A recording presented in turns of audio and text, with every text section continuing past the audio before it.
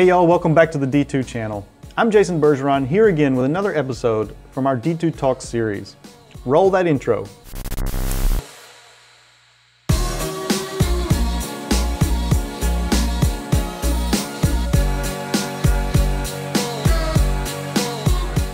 If you're new to the channel, we here at the D2 are dedicated to bringing you insights into the visualization industry through engaging talks with artists and studios around the world.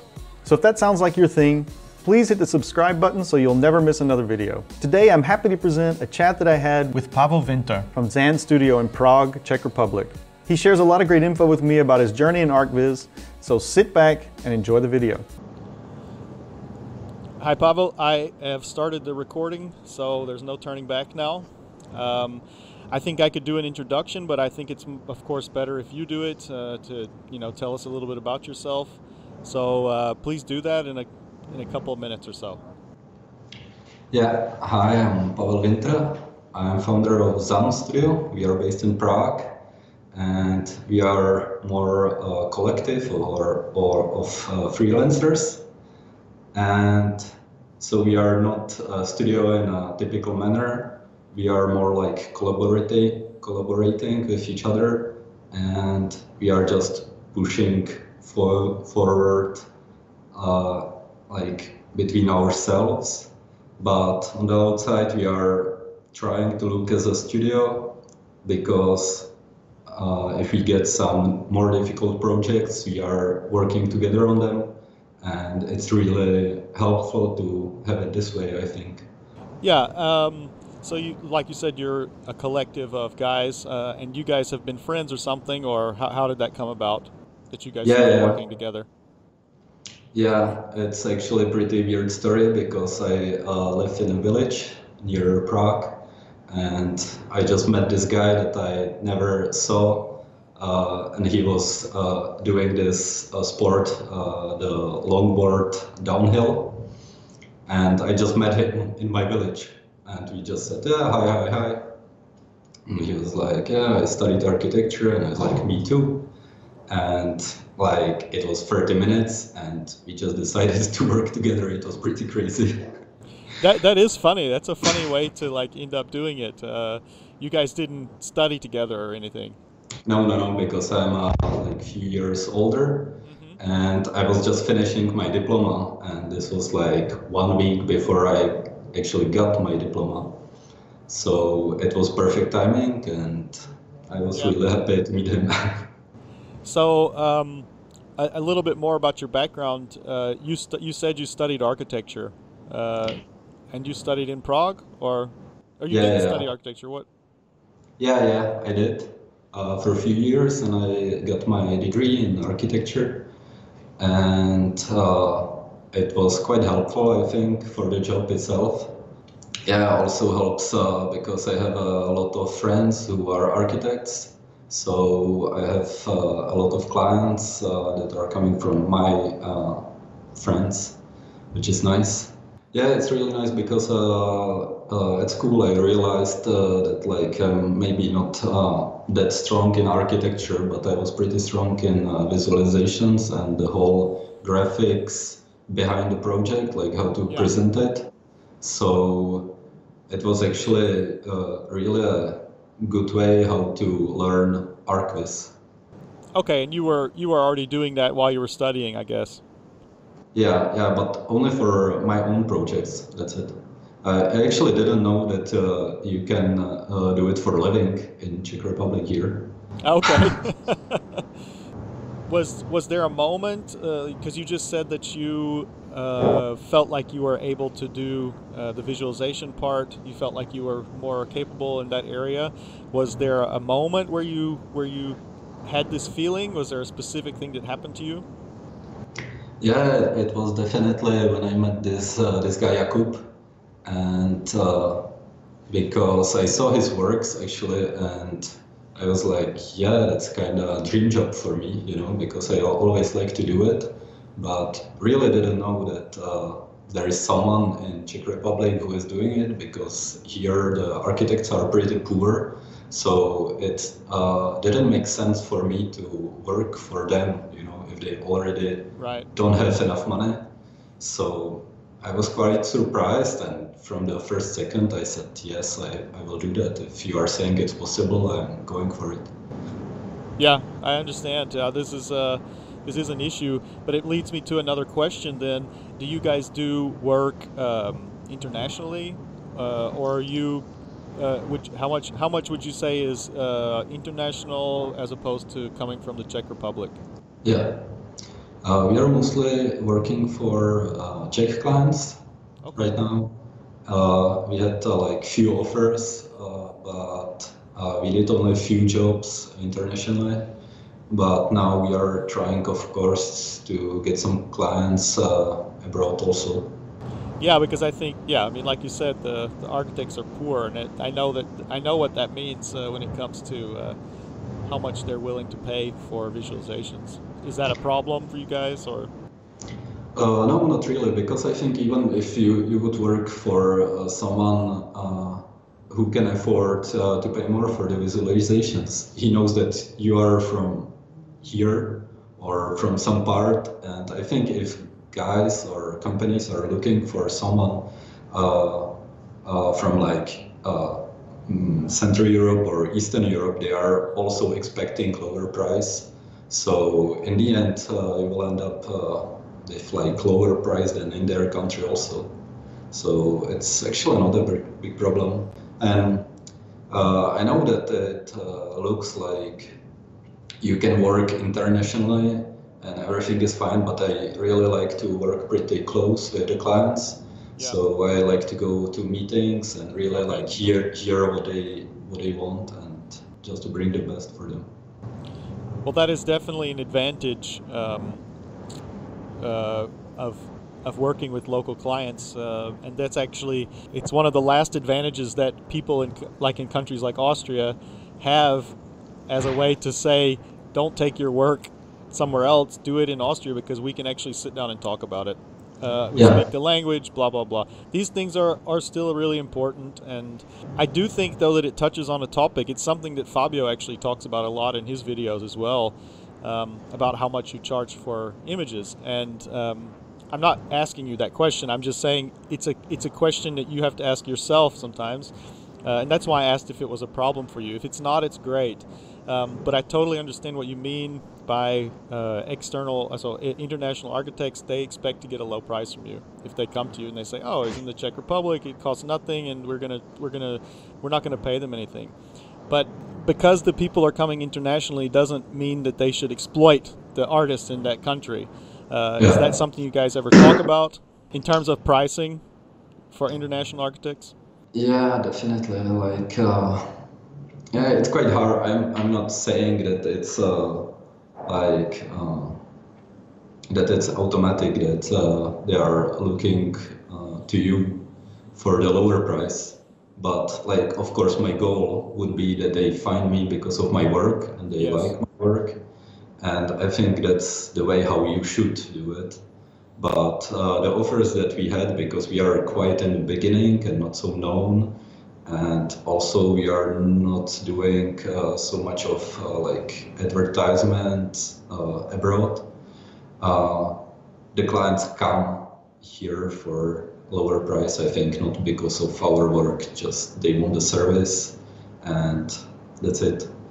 But I think like now we are trying to change it and get more known, show what we can do, you know, and like I would be glad to have it the other way, that they will find us like from their side, not that we are asking them if they have some job for us or something. Yeah, I understand, and that they see the work and say, "Oh, that's really good. I'd like to work with them," and not, "Oh, look, they're in the Czech Republic. Let's go there because they're probably cheap." Yeah, I understand. We hear this from a lot of people like from Croatia or Serbia and so on. That's a very common issue that happens. But I think if you want to work for Austrian clients or Swiss clients, you know, it's like way easier just to move there and work there from their country. At least for me, it would be easier Yeah. because I think those countries especially are really concentrated on that you are a local guy and you are just coming from their country. I think they are pretty patriotic, at least in Switzerland. Well, yeah, I mean, the problem is I can tell you from experience what happens in Austria is that the architects will say, well, I can go to Serbia and get it for half that price or whatever. Really? Yeah, they are using it as sometimes as a bargaining tool to get you to charge less. Normally, they do want to work with somebody in Austria, so if you just like are really tough about it, then in the end you might be able to negotiate it properly. But it is definitely something they use. They will say, I've had it said to me a few times. I usually say, okay, then go there and get it because I can't do it for less than what I'm saying. I still think it's about the quality though. Like if you just have the quality, it's have its own price. That's it. Yeah, that's true. But then if I look at the work you guys have done, I would say you do quite a high quality. No, I'm saying you do a high quality. If I look at what you're doing, I think you could definitely charge probably more than if you say it like that. I think you could charge an international client a higher price. Yeah. So you should be proud of that. What you've done so far. I think it looks really good. I'm going to show it a little bit. Show a little bit of the work a little bit later. But let's move on to the next topic. We just talked about it. What was the turning point in your career? Was meeting this guy. Is there anything else that might have affected you, like from your childhood or like how you grew up, in how you ended up into archviz? I'm quite sorry. I'm quite opportunist, so I'm just waiting what is coming, and even my studies in architecture weren't so much planned. I just like the field and more the skills that they learn you, like about the space and composition, colors, maybe some painting. It's really nice, but it's just comes to me like quite natively, if I can say it like that. Yeah. Like I'm always like trying to focus on something and do it the best way I can, and it just gets somewhere else. It leads me to something, and it works so far. So my life is quite like fluent or stable, and there are really no turning points so far. Okay. That's good. I mean, maybe they're coming for you or something. They're coming up, the turning points. Yeah. Yeah, I mean, even if there is a big change, I'm just like, yeah, it was meant to be like that. I'm just trying not to be surprised. That's maybe my point. Yeah, but that actually leads into the next topic a little bit, and it's about that sometimes it's quite tough working in this field with if you have short deadlines, the clients are difficult. There's of course multiple problems that you can face. Of course, also trying to find new work all the time, all those things, and this can sometimes weigh down on your mental sanity a little bit. Is there a way that I think that might be what you just said. Is there a way that you can cope with that, or do you? Yeah, it's definitely like that, and I think I learned this on the university because like studying architecture, at least in Czech Republic, is also quite stressful. Like it's just all about you, Like I believe that there are no bad clients actually. That it's always up to you how you deal with them and with the project, and if you can organize it. So if you get into bad situation, there is always a solution. It's really like, you can be stressed, but it's actually a good thing, it makes you more focused, and it's like stress is more like a challenge, for me. Okay, no, I like that answer. So basically what you're saying is there's not bad clients, it's like it might end up, it's maybe your fault. If you can't, if there are problems, you should do something to help solve it instead of. Yeah, definitely. I mean, there are short terms, but I think there is always time that you can push the deadline. Actually, like you think quite a lot of guys that I know or my colleagues, they think that they have this deadline and it's almost impossible to make it in this time, But if you will have the confidence to ask the client if you can move it like 3 days and it will be fine and the quality of the picture will be much higher, they are usually fine with it. You know, you just have to ask them. That's one solution. It doesn't work all the time, but yeah, sometimes those deadlines can't be moved. But no, that's a good point as well.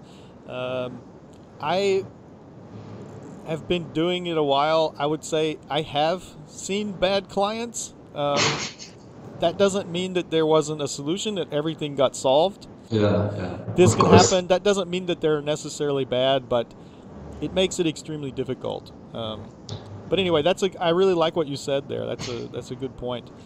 Yeah, of course, like they have some ridiculous comments, you know, like even technically or something, like make the sky blue or like the classic ones, you know, but you have to think about it like more in depth. And if they are still wanting you to change like one chair or something, maybe you should think more about it and see what the real reason of it is, you know, like probably it's not a chair even, it's totally something else. And that's it, like, of course it happens, but it's up to you to just find a solution. And sometimes you just change something else and you tell them like, wasn't it actually this? And if you really find it, they are actually more happy, and next time it will be much easier with them because they trust you more, right? And they know that you can do your job. That's what they are looking for. Yeah, that's important. You're absolutely right. I think this is a good answer. But to get back a little bit to that question, have you experienced this yet, though, where you had some, you know, something making you crazy in the job? Yeah, like yesterday, you know. But, oh, so very recently. Yeah, it happens all the time. But really, it's just about you. You have to stop a bit and just look at it from the further distance, and it usually works out. Not all the time, but yeah, like, and if it's bad, it's just do the job and never work with this guy anymore. That's also like not so hard. Yeah, that's another issue. You can always decide not to work with someone. So again, so if I were to ask you we could consider you an entrepreneur, that you go out and start a business, even if it's with a collective of other guys. Are there things that you're afraid of in doing the job this way? Yeah, we are trying to develop quite slowly, I would say. We are not anything that it would be like boom and doing super crazy projects. And I'm doing it definitely from that reason, because I don't want to be like some important client will come and ask us to do this big project and we will end up totally desperate and we won't know how to do it. So I'm trying to avoid that, and like we are learning with every project and getting it bigger and bigger, and that's the way how to do it, I think. Yeah. You won't get surprised. Okay. And I just was thinking about it. You've not worked in any other companies or anything? You guys just started out like this, or did you work somewhere else? Yeah. The guy that I met, Jakub, he was working for some local companies, like 2 of them, for 1.5 years, but then he quit and started on his own. But I haven't worked in any other company. Which is interesting, because you don't have any frame of reference about what's going on in other places, except for maybe when you've met people. Were you at the D2 conference last year? Yeah, okay. I was. Yeah, that's a big like chance to learn something, like how they do it. Not even technically, but just how the hierarchy works. And it's quite important for me because I really don't have this background, right? Which is quite hard for me, because some things have really easy solution, but when you don't have someone to tell you, it's super hard to find out. Yeah, I actually think that the hardest part of doing the job is it's not making the images, because that's the part we like to do. That's what we do it for. It's all the other stuff around it. You know, Yeah, client acquisition, marketing, business stuff, like how are you going to run your business, if you need to grow or want to. I mean, these things are things you are really hard to learn by yourself. And that's, I think, why it's good to when you meet other people. And that's why I asked if you'd worked somewhere else, because a lot of times if you've worked in another company, you see, okay, that's how someone might build it up and go about hiring employees and things like that. So this is valuable information that is hard to get if you haven't worked somewhere. yeah, but also I know some guys that are working for someone and they just Okay. have no clue. They are doing their part of the job and they don't have any insight. And I think for me it would be much harder to start in a company and just do it in a way that someone else tells me how to do it. And actually, for me, it was easier way to do it like that. And I was super lucky to meet Jakub and start with him because he already knew something. Well, I mean, I think that is also the issue, is that you have to have an interest in wanting to do that.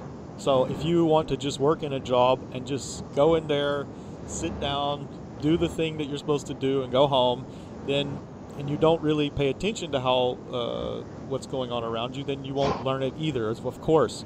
But I have a feeling that if it was you working somewhere, you would probably pay attention to what's going on, Yeah, because you're yeah, interested in yeah, doing sure. the same thing. So I think that that this is one of those things that Fabio is also trying to get people to be aware Yeah, of, you yeah. know, the business side. Actually, I wanted to ask as well, if you don't mind, how old are you? How long have you been working in archviz?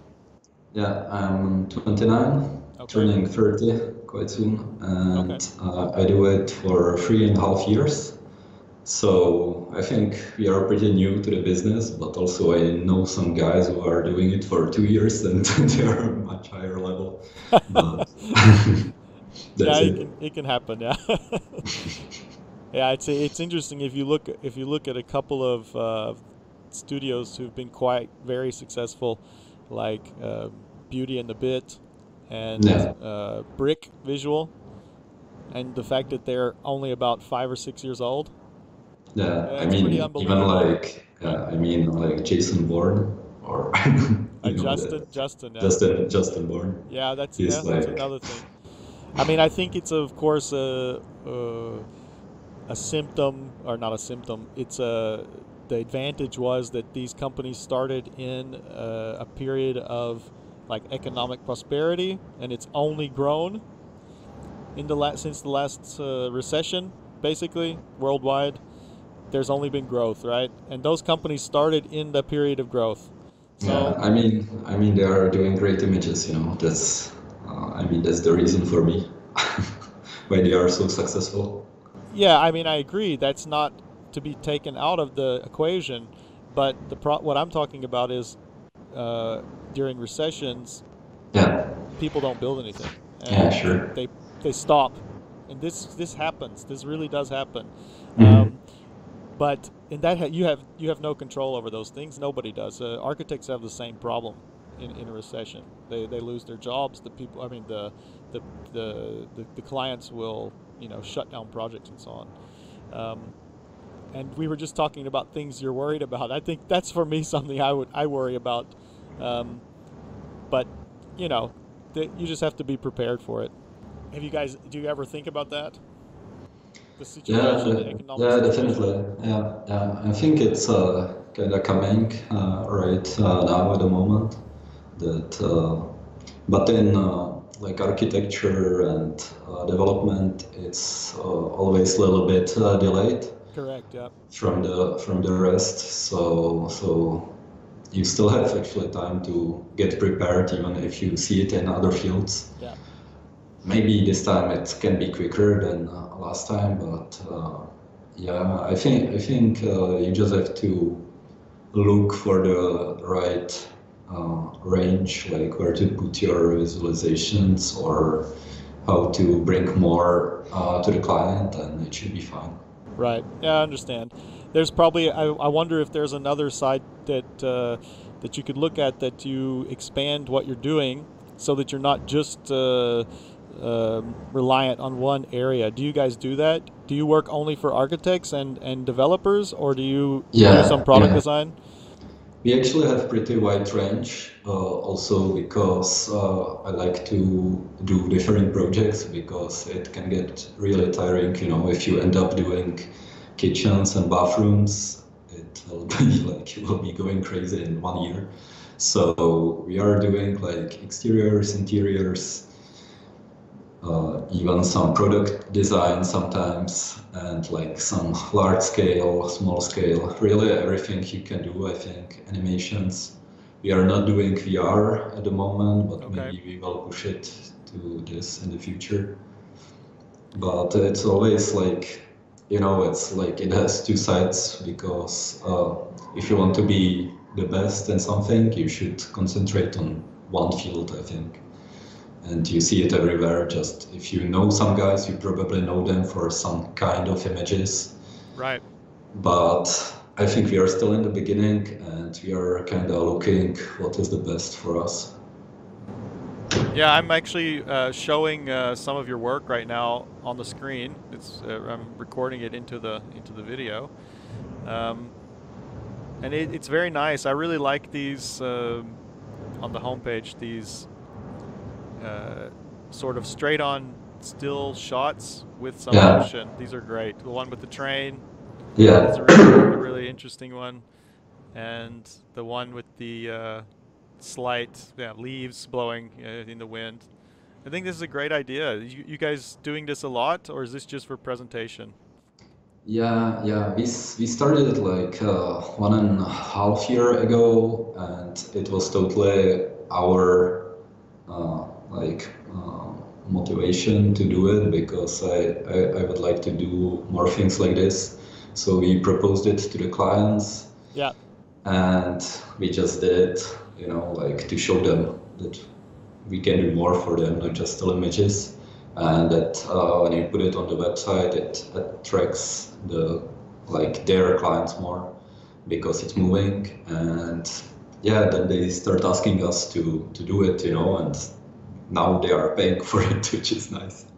Yeah, it's great. I think it's a nice idea, because it's also something a little bit in between a full-on animation and a still image, and it just adds something a little bit to it, especially for it's like online presentations or campaigns. Well, I mean, also if you have it like on full screen, you know, if the animation is moving and like there is some music and I see it on someone's website, I'm going crazy and I'm trying to turn it off. But I think this thing yeah, I understand.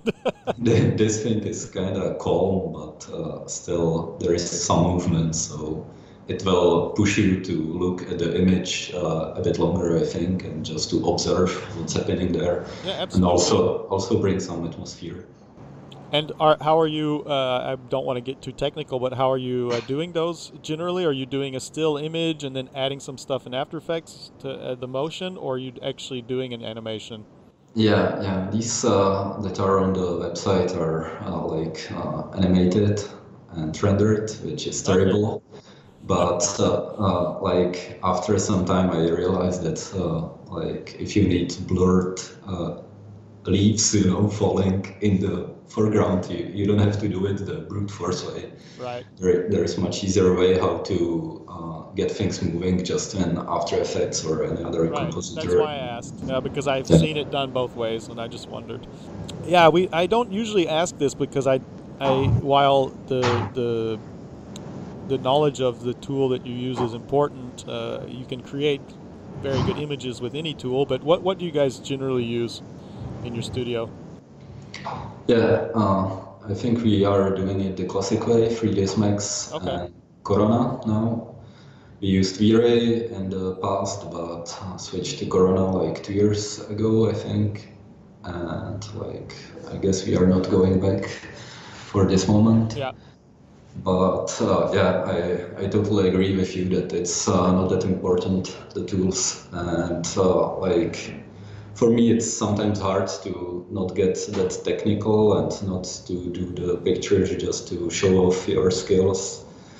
But yeah, it should be balanced, you know, like you should always be more focused on the composition and colors and how it will feel and not how you will achieve that. Yes, I agree. It's the end product is the most important thing. However, with that being said, you do, of course, need to have some knowledge of the tool you're using. Yeah, So yeah, definitely. it's not completely unnecessary, or it's not to say that it doesn't matter, but you still need to know what you're doing. But of course, like we said, end product is the most important thing, and you can make that with in any way you want. I really like when the clients are asking, like, is it possible to do it? You know, like in this project, they are looking for something, and they are like, is it possible? And Yeah. that's when you need to have some overview of the technology and just, yeah, it's 3D, you know, you can do anything you want. You just need to know the way, like you maybe don't know how to do it precisely, but it's nice to have some like overview of what you are capable of. Yeah, that's true. If you have it there ready to go, you can say yes or no pretty quickly. But of course, on the other hand, these days, it's extremely easy to find solutions if you don't know. The internet has provided us with that wonderful resource. You can find pretty much anything. Is there any advice that you could give to young artists who are starting out? Any advice you could give them? Yeah, I would definitely give them advice to work for some company, because that's what I'm missing. Just first start working for someone else, and I think you will learn a lot and also get the idea that it's not just about the pictures, but also a lot about the communication with clients and stuff like this. I think that's the main point that people are not aware of, that it has this business side next to the artistic side. So like what we talked about before, yeah, I think it is a good point. There is definitely some things you can learn by working in a company which is maybe a little bit, doesn't have to be huge, but a little bit larger and has established themselves a little bit. And then also just, you know, like observe the world around you, just like look at the things, how they look, because that's what we are doing at the moment, trying to get more realistic. Maybe it will be different in the future, but at the moment this is the goal. And you always, you know, with your skills that are coming, you always find, like, in the beginning you are learning from the others, but then there is this point that you can kind of like invent your own way how to do things, and you really have to absorb a lot of stuff from the world around you or from other guys, and then just put it together in some different way so it works. And I think that's the thing what people should like look for, like to create their own stuff, but you have to have some knowledge in the beginning. Yeah, that's a good point. I agree with that. I did want to ask you another thing, which is not related to your work specifically, but like you said before, you were at the D2 conference this year. Did you come before that? Was this the first year? Yeah, it was first year. The year before, we went to the State of Art Academy Day, and it was also a great experience. And I found out D2 because of Fabio and his channel. And I just found out that it's super close for me to go there, super easy. Like, it's in great city, you know, that's also a bonus, because this Academy Day is not really in Venice, but like a bit further from the city. So I really like that you are doing it like in the very center, and you can just go out after, and it's quite a nice event. Yeah, thank you very much. That's why I actually wasn't trying to get you to say that, but that's a very nice compliment. I've been to the Academy Day as well, and I think those guys do a great job. But I was also surprised when I got there and realized where it was. It wasn't actually in Venice, and it was a little bit outside. And like you said, it's not so easy to go out or do something afterwards because it's really far away from everything. But the reason I ask you is that I really hope that you were able to get something out of being there, able to discuss with other colleagues in the industry, because that's our main focus. The content of the conference is important, but the main idea is to get people together that they can talk to each other.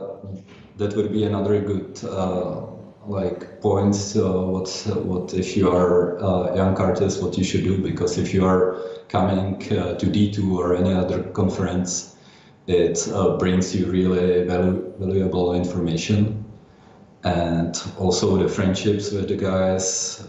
It's amazing. And for example, we've met with this French artist Romuald, and he just came to Prague, and we just knew each other from the D2, and I was like, yeah, hey man, let's just hang out if you are here, and we did, and it was great. Yeah. And it's also nice that you have this geek weekend where you can talk about things that you can't talk with your other friends, and just. That's I want to just add, because other people don't know this who are watching, but that's one of the reasons that we got together on doing this interview right now, was because I don't know if it was you or Romuald that sent the message to Fabio and I about that you guys had met together, and we were joking around about the beers in Prague and so on. But this is an example of why we do this. Getting people together. You made friends, and you get to hang out with people. It's really it makes us really happy to see that. And I am wearing pants. We were talking about that, that you could do this without wearing pants, but I'm wearing pants. I'm not going to prove it, but I'm, No, and I hope that you guys can make it again this year. We are, definitely. We are super excited. We have already confirmed some really good speakers, which is. Are you changing the place?